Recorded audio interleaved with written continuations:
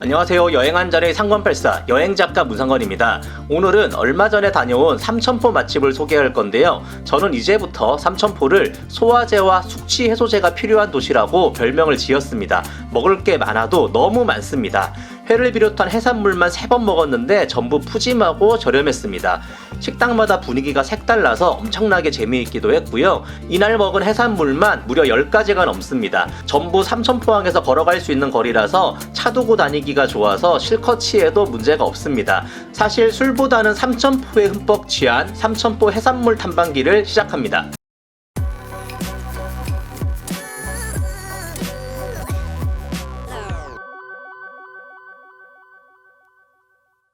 먼저 멸치쌈밥 전문점인 라니식당입니다. 사천에서도 삼천포까지 오니까 한 가지 고민되는 게 있었습니다. 멸치쌈밥 먹으러 남해까지 1시간만 다녀올까 고민했는데 마침 멸치쌈밥을 제대로 하는 라니식당을 찾았습니다. 메뉴가 다양하고 합리적이라서 좋았는데요. 멸치쌈밥만 주문하면 12,000원, 여기에 3,000원을 더하면 멸치 회무침이 나오고 여기에 2,000원을 더하면 생선구이까지 나옵니다.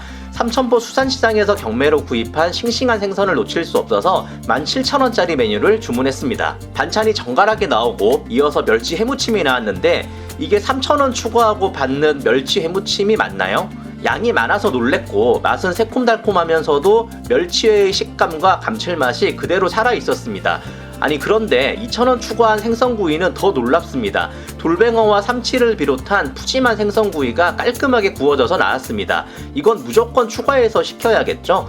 생선살이 야들야들한 게 신선한 생선을 금방 구워낸 담백한 맛이 나서 좋았습니다. 사실 이것만 해도 웬만한 메인 메뉴급인데 멸치회와 생선구이를 사이드로 만드는 오늘의 주인공인 멸치조림과 쌈이 나왔습니다. 국물은 보기에는 맵고 짤 것 같지만 아이들이 먹어도 될 정도로 전혀 맵거나 짜지 않았습니다. 손가락만큼 굵은 멸치를 쌈 싸 먹으면 그야말로 바다를 느낄 수 있는 맛이죠. 비린내 하나 없이 멸치의 진한 맛을 느낄 수 있었습니다.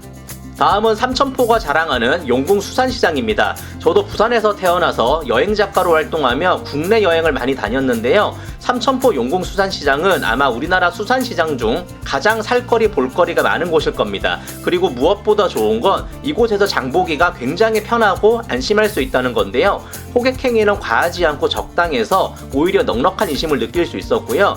횟감은 가격 공시를 잘 보이는 곳에 해둬서 고르기 편했습니다. 또 물치기나 저울치기 같은 속임수가 없는 정직한 시스템 덕분에 누구나 저렴한 가격으로 싱싱한 해산물을 즐길 수 있었습니다. 이건 건어물이나 어패류도 마찬가지였는데 겨울철이라 싱싱한 석화와 조개가 눈에 들어왔습니다.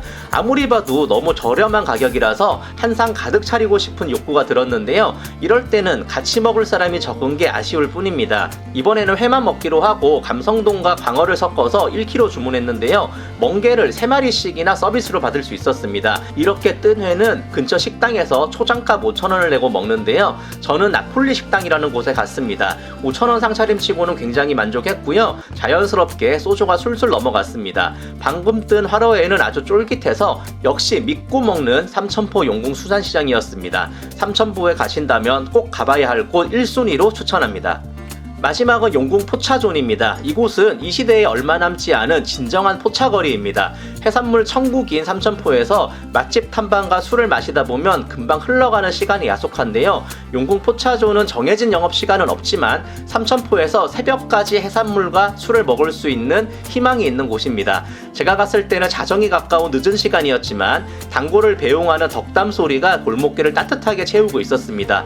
이런 곳에서는 주인 아주머니의 인심과 손맛 아니겠습니까? 손님이 적은 조용한 곳을 골라 들어갔는데요. 포차 실내는 그야말로 오래전 영화에서 보던 모습입니다. 이런 곳을 가고 싶어도 찾기 어려워서 못 갔는데 드디어 애주가 버킷리스트 하나가 해결됐습니다.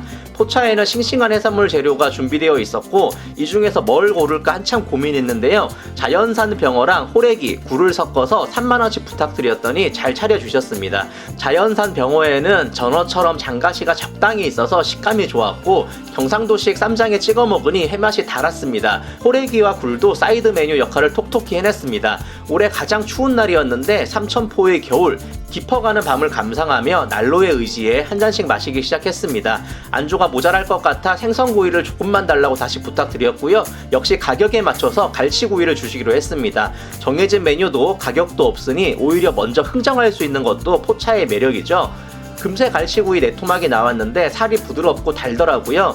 크기가 적당해서 잔뼈는 바르지 않고 그냥 씹어 먹을 수 있어서 편하고 맛은 고소했습니다.